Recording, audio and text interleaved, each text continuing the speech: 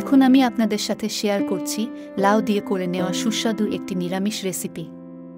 যে কোনো নিরামিষের দিন এই রেসিপিটা খেতে কিন্তু খুবই বেশি সুস্বাদু হয়। এর জন্য কোনো প্রকার স্ক্রিপ্ট না করে সম্পূর্ণ ভিডিওটি আমার সাথে থেকেই দেখে নিন।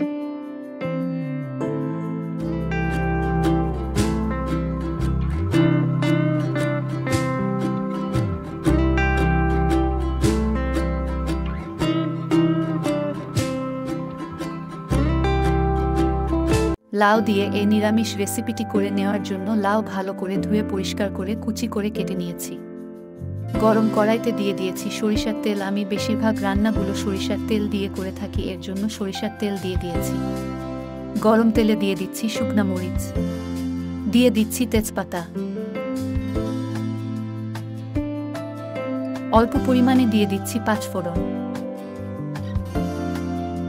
দিয়ে দিচ্ছি থেতো করে রাখা আদা, দিয়ে দিচ্ছি কাঁচা মরিচ বাটা 1 চামচ।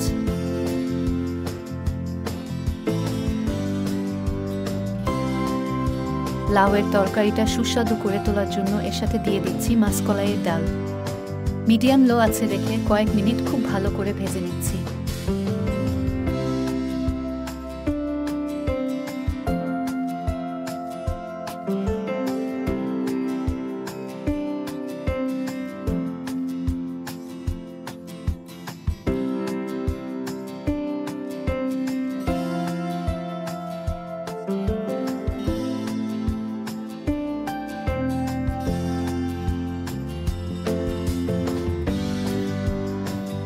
কেটে রাখা লাউগুলো দিয়ে দিচ্ছি। লাউগুলো কিন্তু টুকরো করে ধুয়ে নিতে হবে, কুচি করে কেটে ধুয়ে নিতে যাবেন না।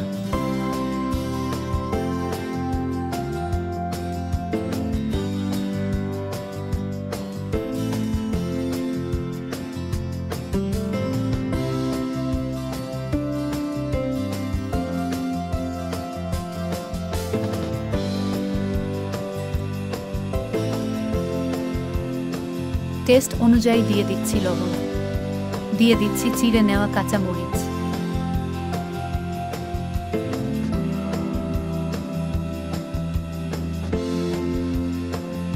অল্প পরিমাণে দিয়ে দিচ্ছি হলুদ গুঁড়ো। বেশ কিছু টাইম খুব ভালো করে মিডিয়াম আঁচে রেখে রান্না করে নিচ্ছি।